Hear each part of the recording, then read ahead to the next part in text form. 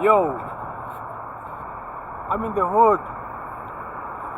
Can you see the hood? Let me spin this camera around.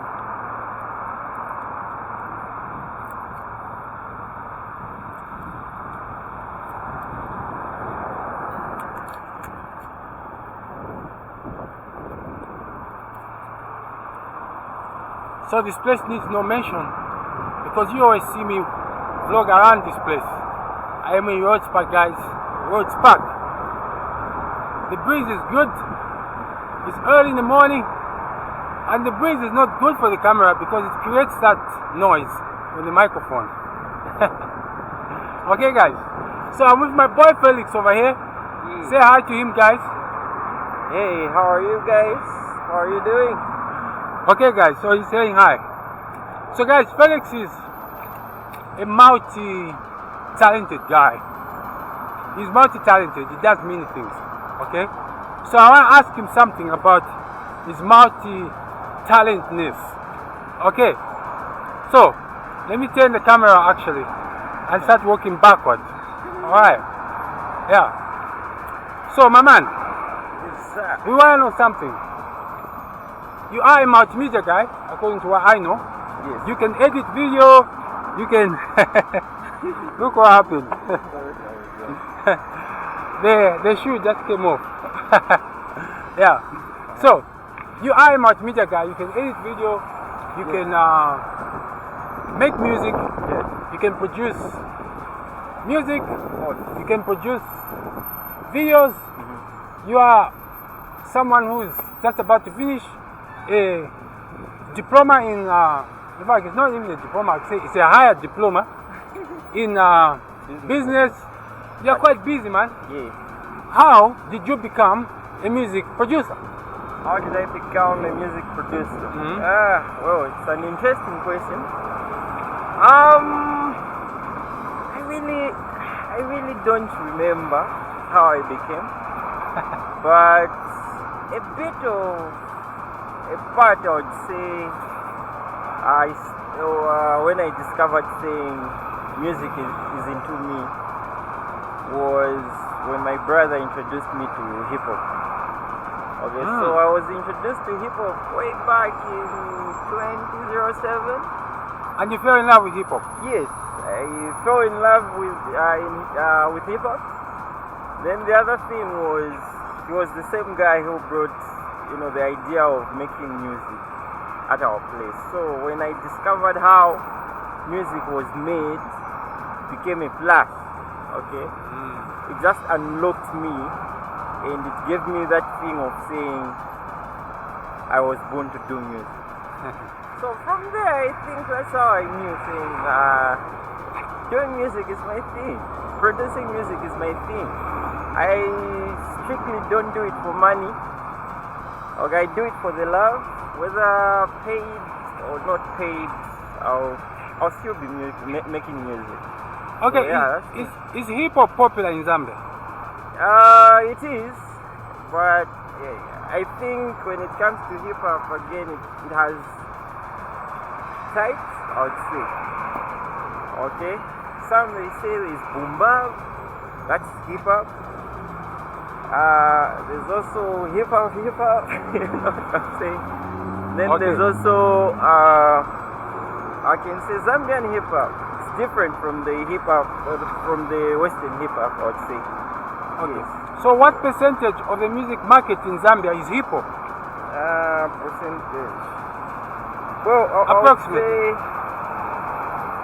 I would say, that's me approximating. I would say 40%. I would say 40%. Yes. You say 40%. Yes. Okay.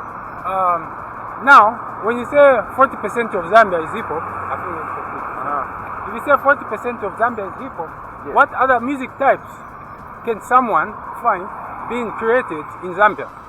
Okay, looking at the way it is right now, musically, I think Afro music is taking over. Way back during the Mark II and Slap D, reign.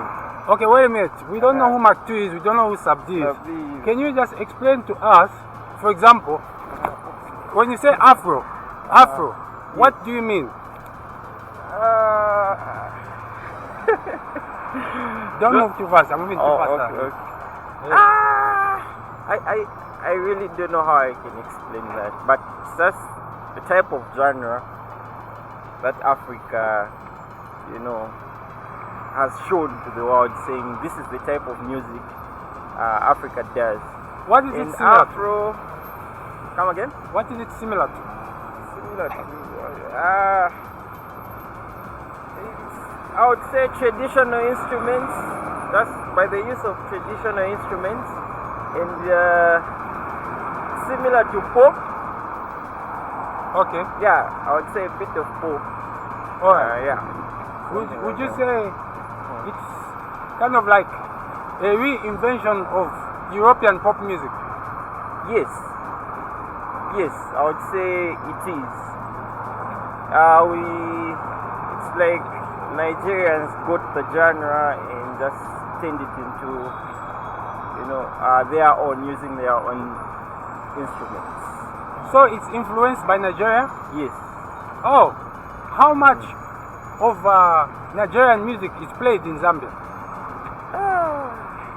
A lot. I can't mention, but I would say a lot, because a lot of upcoming artists are being motivated by Nigerian music. Okay. Yes, So the Afrobeat. between South African music and Nigerian music, which of the two is bigger in Zambia, according to the way you look at things? Nigeria. Yes, Nigerian music. Not Amapiano? No. For real? So, no. Amapiano, not everyone is doing Amapiano, but most of the guys are doing Afro. Nigerian? No, I mean Zambia. Ah. Yes. Okay. That's one thing I've discovered. So, Amapiano is not done that much in Zambia compared to Afro. Because even a rapper can do Afro, but it's in rare cases you find them doing Amapiano. Okay. Yes. Alright. So now, when you finish your higher diploma in business, what will be your next move? Okay. So, first of all, I went to school for me to acquire this diploma in business administration. The reason why, the big reason, or the major reason why I went to school to do business isn't really me searching for employment or looking up to government to employ me. So I actually grew up in a house. I grew up in a house where both of my parents are self-employed, people, I would say. Yes, so mom would run a business, then also dad runs his own business, and from there our parents have involved us in their activities. And yeah, growing up I have learned and I got interested, and I would love to continue doing business. Okay, so basically you learned business. I mean, you went to the business school because you wanted to be a business, you wanted more knowledge about business, you wanted to understand business like properly. Exactly, because one thing I would love to say is that my parents never went to school, like higher educational school. Okay, so for business or any course. Okay. So I found out saying they have less knowledge when it comes to business tools, what tools to use, what tactics to use in order to grow your business or in order to save your business from losses. So it's one thing I discovered, and it's one thing I want to work on. That's the reason why I took myself to school, so that I get those tools and go back, help them out, and also help myself out. Alright, that's very interesting. In fact, it is something that is not very common. Are a lot of musicians business literate in Zambia? Have they got high diplomas in business? Well, I've never done a research on that one, so if I answer it saying yes or no, I'll be wrong. That's just honestly speaking. But yeah, I've seen some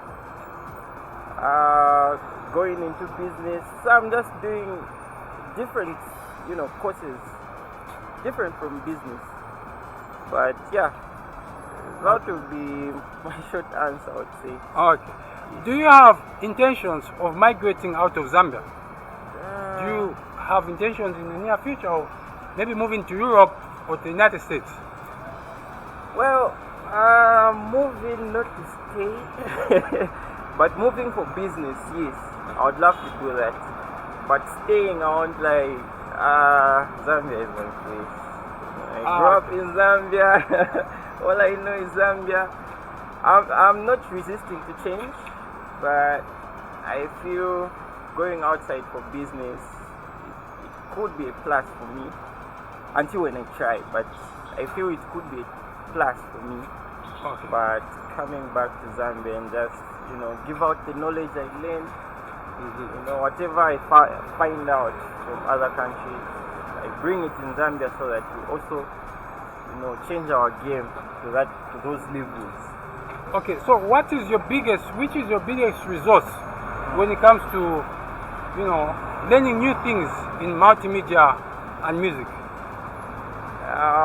Biggest resource, I'd say any gadget I have. No, I mean the platform where you get your knowledge from, your new knowledge. YouTube. I mean, YouTube is the biggest platform. So you would say YouTube is your university? I mean, your other university? Yes, I would say it's my second, if not first. Let's see, first. Because even school, if I want to do any research or if I want to understand any topic that's difficult, I'll just go on YouTube and type that. I'll find someone who simply explain it in details, but in a short time. So, okay. Yeah. Is YouTube advertised a lot on Zambian media that it's the biggest educational resource on planet Earth? That one I would say no. Because if it was, a lot of people would have been utilizing it. Why is it that Zambian media have a problem with publishing YouTube, with talking nice things about YouTube, especially as a resource for learning? Why do they have a problem? On that one, I have two answers. One is that I don't know. Then the other answer could be I don't think a lot of people in Zambia are too serious about a lot of things, to be honest. If we say, they pay much mind to things that don't build, but things that mostly destroy or depress people. So if you compare YouTube to other platforms, I would say, let me just compare YouTube to Facebook. You find a lot of Zambians using Facebook. Why? They use it as a platform to mock others, to demotivate others, to just publish themselves, show what they do, show what they have. Really, that doesn't build someone. Okay. That destroys a lot. But YouTube builds, and because it builds, I'm sure that's the reason why they don't pay much mind. So are you saying that the Zambian media lacks the knowledge and understanding of how much YouTube can build someone? Yes, simply yes. Yeah, I mean, unless if the government was to come in and advertise more, on that, I think it will be, that issue can be dealt with. Or maybe YouTube should have an office in Zambia. Yeah, well, yes. Rather than operating, remotely. Yeah, I think, yes, it would be better if an office or a branch can be opened in Zambia, so that people physically go there and acquire more knowledge about YouTube. Has YouTube ever held an event, any type of an event in Zambia? That one I'm not aware of. I'm not sure of that, so if I say yes or no, I will lie. So the understanding of YouTube is just from here, it's a peer-to-peer understanding. We just get to know from hearsay. Yes. It's one person introduces you to YouTube. You also introduce another person to YouTube. It's a chain that goes on and on like that. So yeah. There's been no deliberate effort from any stakeholder or anyone to make YouTube known, right? That one, for me, I would say no, but I don't know. What do you mean no, you don't know? Because I haven't done a research saying there's an institution which has done that before, and I wouldn't say no one has done that before, because I don't know. That's the truth. But as it stands, according to me, I've never heard of any institution. Yes.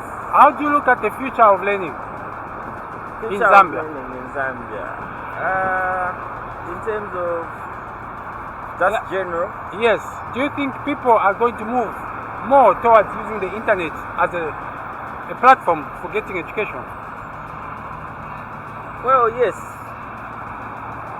Yes. That one I would answer with ChatGPT. Artificial intelligence. Artificial intelligence. You think artificial intelligence is going to play a big role?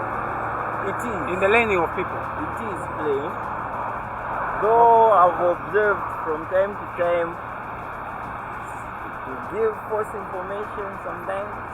I won't say false, but it also saying whatever I've searched on something, then it says for you to know more, it's better, it will recommend you to maybe books or websites where you can get more information. Meaning, I don't know, maybe it's accurate now, but then when I did a search, I think it wasn't that much accurate. Do you use but with time, I see people going to learn online rather than using hard copy books. Do you use artificial intelligence a lot when you are writing your college assignments, your university assignments? Not really, not a lot, I would say. But yes, I do use it. It's helpful, but one thing I've discovered is that the more you use it, the lazier you become, and the less you know about things. So you're saying artificial intelligence promotes laziness? It does. For those people who are lazy, it does. But for those people who know how to use it, I think it doesn't.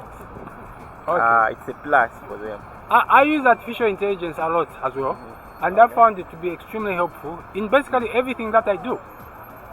Instead of me taking too long to get a job done, I'll use artificial intelligence, take it to the limit, then take over from there.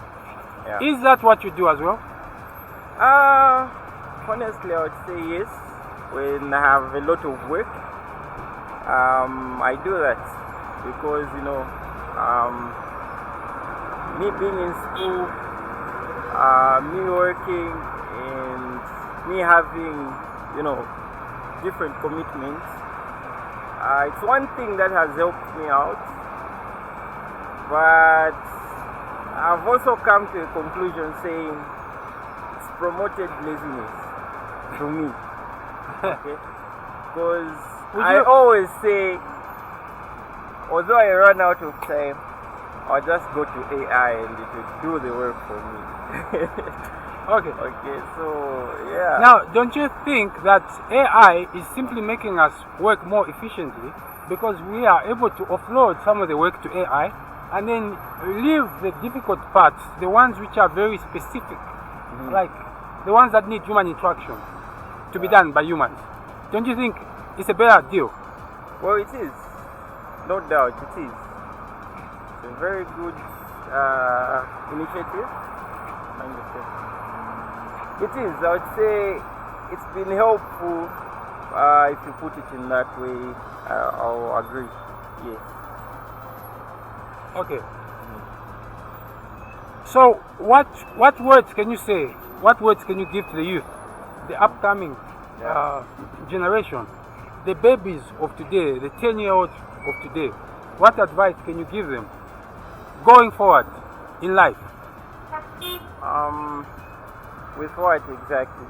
Like generally Developing a skill, developing a talent, becoming who you are. Okay. What can you advise them? So looking at the ages that you've mentioned, the advice would go to their parents, their brothers, their guardians. I wouldn't give them direct to them because they are too young to really figure out what exactly. Yes, can you tell us why you are called Freezer Got This? Because your name is a bit weird, okay? So we want to know, like for example, what influenced you? Why are you called what you are called? I will put a link to your videos at the end of this video. Yeah. Okay, simply, if you remember way back, I said it was my brother who introduced me to music production. Like it's the one who brought the softwares and all, you know. So he's the one who started music production at our place. Then I got interested. Okay, I got interested. I wanted to learn more on how to make music. But then, by then I was in grade 7. Okay, I was in grade 7. And then for him, he was almost done with his secondary school, grade 4. So always when I sat down, wanted to make music, he would discourage me, not in a bad way. He would say, concentrate on school, concentrate on books. But you know, I was too, I would say, ignorant. Okay, for me, I just wanted to produce music. Okay, so he decided to start, you know, locking the computer, put passwords, okay, and that computer was like for anyone to access. But then he put a password so that he restricts me from, you know, using softwares to make music. So from there, he called himself Hitter. Okay, he called himself Hitter, and people knew him for, you know, good music, would produce good music, and so. And it's from that, him restricting me from making music, I took it as in it's beef. You know what I'm saying? I took it as in beef. So I suggested to name myself, you know, the opposite of him, because I wanted to put out the hit. So that's why the Freezer came in. Then the got this, just the slogan I use, saying, I got this. No matter what you say, I got this. And for sure I won. Okay. I took over. Okay, I've also got you. Yeah. I've got you, exactly. Yeah. Okay. So it's been very interesting. You have actually said a lot of things. So we have learned a lot of things about you, basically how you came up, how you operate, and basically how you perceive the future going forward. Yeah. Especially artificial intelligence, because artificial intelligence means everything today. And yes, for real, civilization would actually occur much faster in children when they are exposed to artificial intelligence the moment they are born. Okay? Artificial intelligence should be their companion, not their mother, but their companion. You see what I'm saying? Yes. And everywhere where there is a computer, no one should put a password on it, right? Of course not. Yeah. He said they should allow everyone who is human nearby to interact with it. I mean, yes. You know, a computer is one resource, like right now, that can do a lot. That can change your life in even 5 minutes. You'd be shocked. Your life would change. A computer is one easy resource and the cheapest resource of acquiring knowledge. Because if you go, for example, go on a website, is it PDF? Is it PDF something? You'll find a lot of free books there. Okay, books that will give you knowledge on accounting, music, anything. You find free books. Okay, rather than going, I'm not discouraging people to stop buying books. Okay, it's important to buy. Okay, because from buying, you're making someone rich. And also making yourself rich in terms of acquiring knowledge. So yes. Alright.